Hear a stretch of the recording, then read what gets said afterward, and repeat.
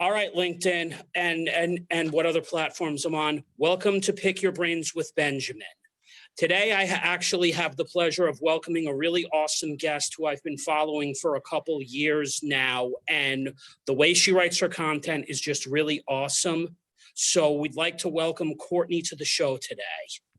Welcome, Courtney. Thank you. Welcome, Courtney. I'm ready for my brain to be picked. Exactly. All right. So the first question I'm going to ask you today, and don't worry, this isn't a grilling job interview session.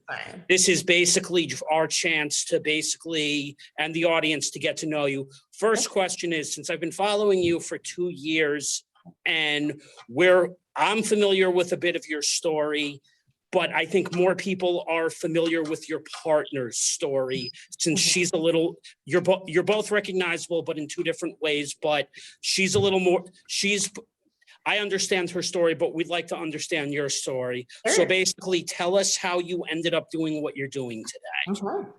So here we go. It could be long. No, it won't be. So who he's talking about is Shanae Murray. So Shanae Murray is my business partner.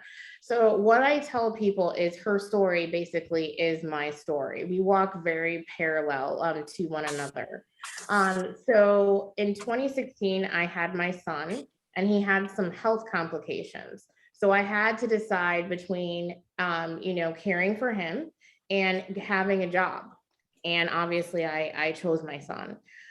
With all of that, I had to just change my perspective on life. And I was defined by my job. I was defined by, just what I did every day. If I wasn't Courtney, the social worker, I almost didn't even recognize myself.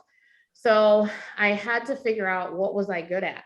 What else could I do and be home with my son and help him, right? So I dibbled and dabbled in different things, and I love healthcare. So you guys know I love healthcare. That is my jam. So I decided, what can I do? And I picked some different traits about myself. I love different people. I love to meet people that are completely different than me. I like to help people and all, of that different, so on and so forth. And so the first thing that I did was I started to build a medical billing practice because with medical billing, you can work remote, and you don't really have to, talk to a lot of people, I would say, back and forth a lot. People aren't going to judge you if your kid is screaming in the background, right? So to see all of that, in 2018, I met Courtney, and that was in November of 2018. And so both of us basically have the same story, right? So she started because she had to choose between her daughter and her job. So when we met in 2018 in November, everything kind of came together. So we became very good friends, and I met her actually on LinkedIn. So I can tell you that social media does matter. You can meet people on social media. You can be friends with people on social media. You have to be careful too, but you can do it. And that's kind of just where we started. So we started off with something called Medical Media, and that was a medical billing and marketing firm, basically, an agency. And then in 2020, and I won't go too far, Ben, because I know you have so many more questions, but I wanted to say one thing first on that, because you touched on something that Justin and I have talked about, even Elizabeth and I have talked about. First and foremost, I'm just going to give because you've known this through my comments. I've worked retail for up to 15 to 17 years. I'm sick of going to sites, but I do love healthcare. But right now with me, I would either prefer hybrid or remote for the following 2 reasons. Don't like spending $400 a month to go to NYC. Nothing against it, but at this point in my life, as I'm getting closer to 40, basically all I want to say is the idea of being remote, as you just said, was one of the reasons I kind of wanted to, that's one of the reasons I'm doing this right now, is so that is a possibility. Mm-hmm. And now that was the thing I wanted to add in, because I've been going to retail sites for so long. It's just, you just spend too much money traveling. I know. And All you right. always want something, right?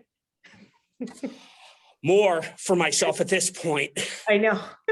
No, I totally So, understand. my next question for you is, since you are originally from the New York area, what made you move down to the South? All right. Besides the cost of living. Well, you got me, didn't you? So what's funny about that, Ben, is so I am from Rochester, New York. So, you know, we'll say Western New York because I call that really upstate. Yeah, well, but if you say upstate, then the Waterloo people, like the other people above us are like, so you can't do that, right? So we're Western New York. I'm just letting you know. Okay, fair enough. You know, Listen, everyone in New York City thinks Westchester County is upstate, and I say 100 times, no. If you take a train and it's not upstate. Correct. Yeah, I mean, we have a lot in common, so you understand what I mean. But yes, gotta just tell them. Western New York near Buffalo. That's right. We're the home of the snow. So I lived there my whole life, you know, buried in snow, right? Only get like what, 30 days of summer is how I ever felt. But so I've lived a lot of different places in my life. So I actually lived in Raleigh for 10 years after I went to school. So I lived in Rochester, New York, then I went to Dayton, Ohio, then I went to Delaware, then I went to Raleigh, North Carolina, and then I came here. So I just like moving different places before I had a child now. So now I'm like kind of like stationary, but I like to travel and to see new things and new opportunities. So when I was younger, you know, I never felt like I had to stay in one place. I wanted to experience everything that I could. Because one thing that I see with a lot of other people, not everyone, okay, but some older people will say travel a lot when you're younger because you're able. So that's one of the things that I've always done. I'm a little indifferent on that because the whole thing is, while they're right, you also have to be able to afford it. And I was just telling Elizabeth something very shortly. Hi, little guy. Oh, you're saying hi too. Okay. What happened? Elizabeth and I were just talking about this topic. So I'm just gonna keep this to a possible minute if possible. I have two very close friends. One who works for the Los Angeles Rams right now, and my best friend who's out there for the game this week. Now, I was a little upset with that, but instead I said, I invited him to come, you know, build up another format with us of the podcast because Super Bowl tickets are limited. So that's why I had just put up a poll question because I'm like, there's no way I could have gone out with, you know, a game like that being that expensive. So you're right. I would like to travel, but the reality is right now it's not possible until, you know, more money starts coming in. Totally get it. So at least you got that opportunity to be able to do that at a young age because several of my peers got to do that and I didn't. But again, you know, I can't control this. But so you're still able-bodied, so you still have time. True. I just don't want to get to a point where I'm much older and I haven't been able to do that. So now on you sort of went into question 3, but I'm going to take something out of there. Ultimately, you mentioned for our audience, and I'm sure Elizabeth is curious, I know you two just started Growth Academy last year, which is all focused on a few different things, but the main thing for the few webinars that I've been on was the whole branding thing, which even if I haven't, you know, come on the whatchamacallit, I've been implementing a lot of the suggestions that you both have given. But tell us one of the reasons why Growth Academy became so big. Sure. So one of the things is obviously we all know the pandemic. I don't know if we're still in there, but I feel like we're still here. I don't know what's happening. But what I have to wear these almost everywhere I go. I know. So with all of that, you know, a lot of people, obviously Shanae has 1.1 million followers on LinkedIn, right? So she's very visible. So because she's visible, we all have to remember that when everything kind of went 0 dark 30, right? We couldn't go anywhere, couldn't do anything. You know, everyone's business in some instances were plummeting because they didn't have any visibility. See, people really didn't take it, you know, that seriously. right? In the beginning. I'm not talking about COVID. I'm talking about being on social media, right? So even some of our, healthcare clients or things like that, they weren't doing telehealth. They weren't doing all of these things, but they were available to them before COVID. Okay. So I need everyone to understand that was available. So when COVID It happened, wasn't as one thing, just because now, I'm actually working for a major medical group, and the doctors that I book for, we have a joke in gastroenterology. One of the doctors I book for is literally the office virtual doctor, while the other two are doing more procedures. And one of our cardio specialists does do virtuals, but not as much. He does more office visits. Right. But yeah, I had a thought. And by the way, the other question on that, since you mentioned telehealth, I thought that was somebody you worked for at first, but then I looked closely later, and Elizabeth pointed this out to me. So you started that venture, correct? Yeah, so I actually own a medical practice. So yes, I do own a medical practice, and it is called Atlanta Telehealth, but you do know that I have a lot of different businesses. So I'll tell you about that in a second. But okay. For Growth Academy, what happened was people wanted visibility. And as you know, Shanae has visibility. So that's what we wanted to teach people. So we feel like Growth Academy is a lifesaver, right? For small business owners. We teach you how to continue to stay afloat, but still be relevant, right? But be visible, because that's the problem.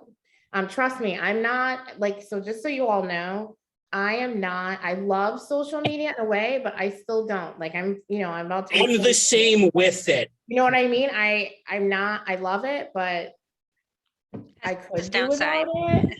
But there's downsides to it, because I've seen other people, and Justin, me and Elizabeth and some other people, in a particular range of the millennials would all agree on this. There are instances where I don't have an issue talking about salary, but why the hell are people posting your salaries on, of all places, LinkedIn, which gets into this whole concept of, okay, so you want to brag. That's not going to help people. That's just basically, and there's one large content creator, I will just mention this to a second. He puts up his salary at Google. Now he's a business owner, right? Now he doesn't realize that what he's maybe he does. If you post a 126 a year salary, you're basically stating, look at my cost of living. And I agree New York is expensive, but California is more expensive on steroids. Yes, it is. You should not be posting that on LinkedIn for people to look at and hiding it behind salary transparency. No, you're opening up a whole nother annoying conversation about taxes and cost of living without realizing it. Yeah, I went there. You're funny, man. Yeah. It's true, because I think we'll all agree on that, especially with where everybody, lives. Elizabeth, tell her where you live. Well, I'm in Toronto, here in Canada. Oh, okay. And yes, have you visited? Yes, I love Toronto. Yes. Oh, that's great. That's great. Love it. But you know what? We have a high cost of living as well. And every year it just keeps going up and up. And it's getting harder for a lot of people, very competitive with jobs. So totally understand about that, the high cost of living for sure. Yes, Toronto is, you guys have climbed very quickly.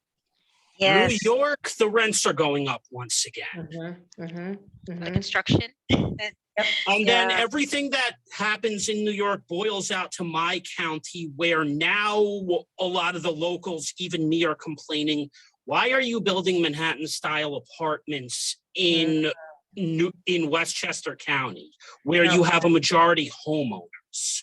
Right.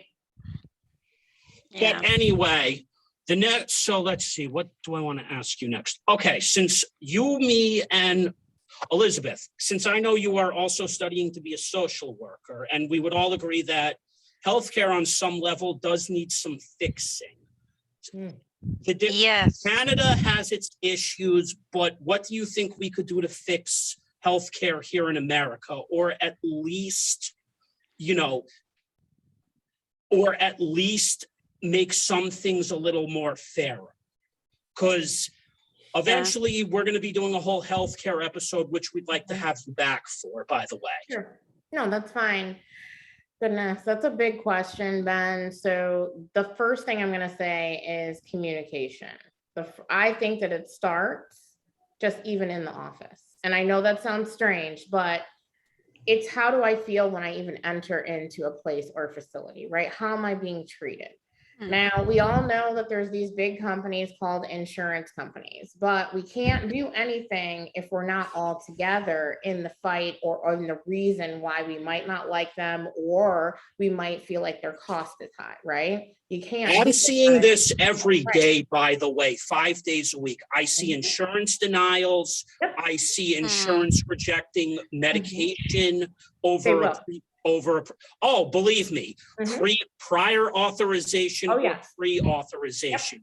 You don't think I don't see this every day? I'm like, it's all the time. But here's another one I'm just going to make noticeable. Hospitals rejecting a surgery. I've had a medication on my own rejected by insurance. It was only $16. It was fine, but that's just from my personal life. I'm like, really? Yeah, it works very differently in the US. Like here, we have like universal health care, right? But in the US, I believe, if I'm correct, all the states, they operate within their own like healthcare rules or mandate, right? Just about, yes. Yeah. Yep, just about.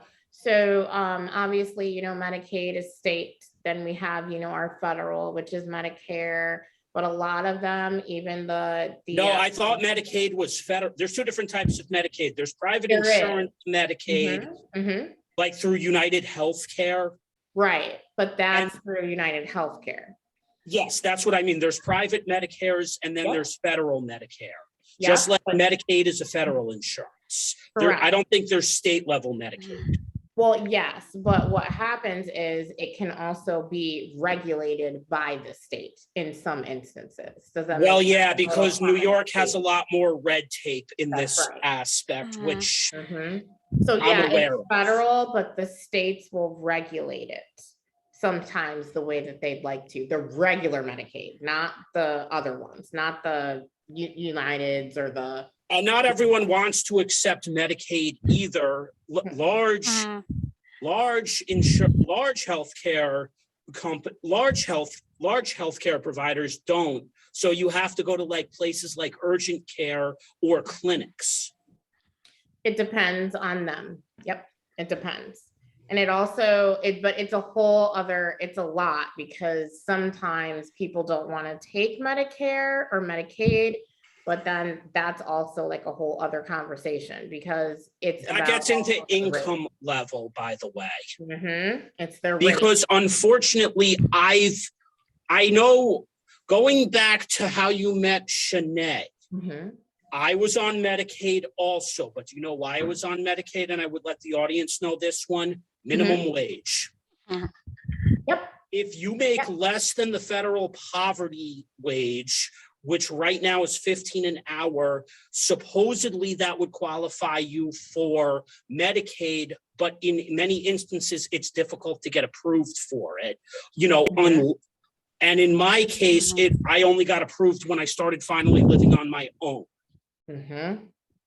Just because, you know, there's a lot of ridiculous red tape involved with that. But, going off question for 1 second, that gets into government policy. Yes. Which unfortunately is the other problem because look, I'm going to be honest, and for the audience as well, the four of us would probably all agree. Canada and the US in terms of government policy do have similarities and differences. They do. I think the differences is with Canada, there's probably 1 to 2 more complications than there are in the United States. Yeah, it's starting to get closer. To the States. Yes. Yeah. Where we're paying for more. Before OHIP pretty much covered everything. Everything. But as time goes, we're starting to have to shell out more. So yes, it'll So, get harder. Mhm. speaking of government, that brings me to this next one. Mhm. Maybe I can ask you especially. What do you think? Do you think we can adapt policies we see in Canada with universal coverage, or Europe, where government insurance won't get canceled the way a private, when somebody gets a private insurance? How about this? I would like that to happen where. But it's unrealistic in your mind, One right? day. But I don't know if that will ever happen, right? And Mm. I'll only say that because we have so much going on and there's so many different layers.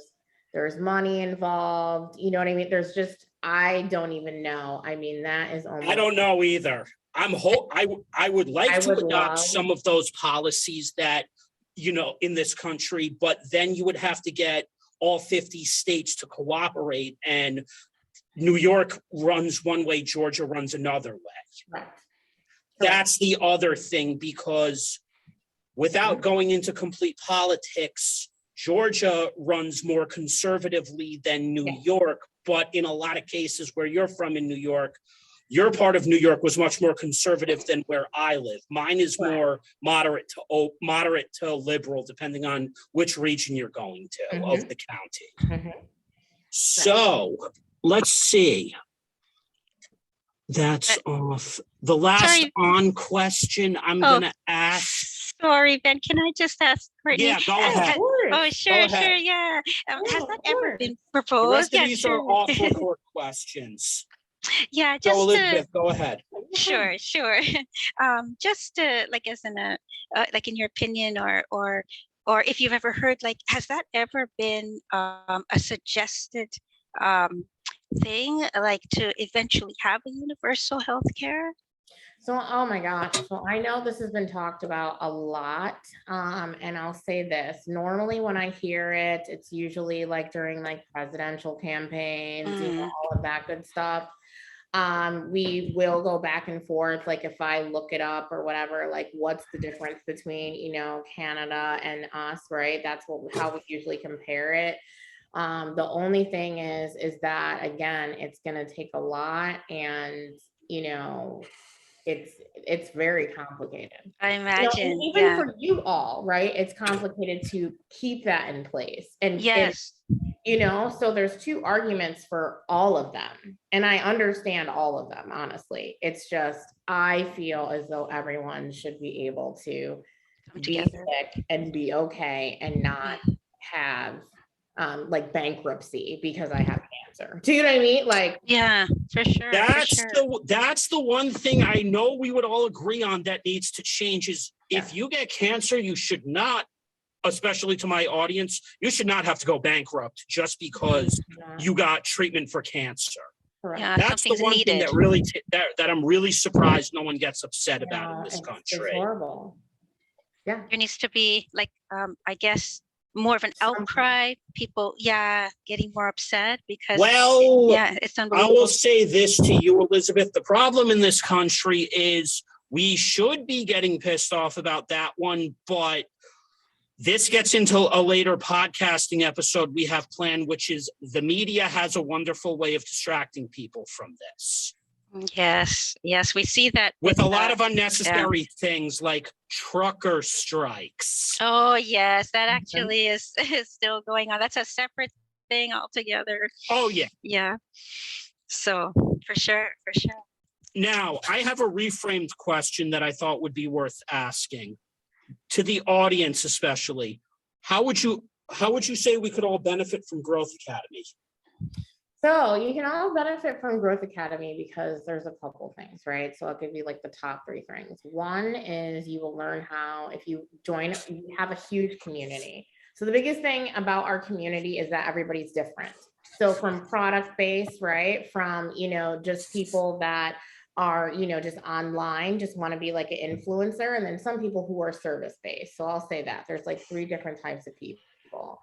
The next thing is, we help you be relevant online. Not only is it LinkedIn, but if you can do LinkedIn, then you can do the rest of them. The biggest thing about Growth Academy is we get you ready to be in front of the camera and to post daily, because that's usually the issues that people have. It's just having it get in the habit, right? And then the third thing is our ultimate goal is for everyone. We want to be one of the largest, if not the largest, e-learning centers for entrepreneurs or intrapreneurs. Because so like learn.com, which was Anik.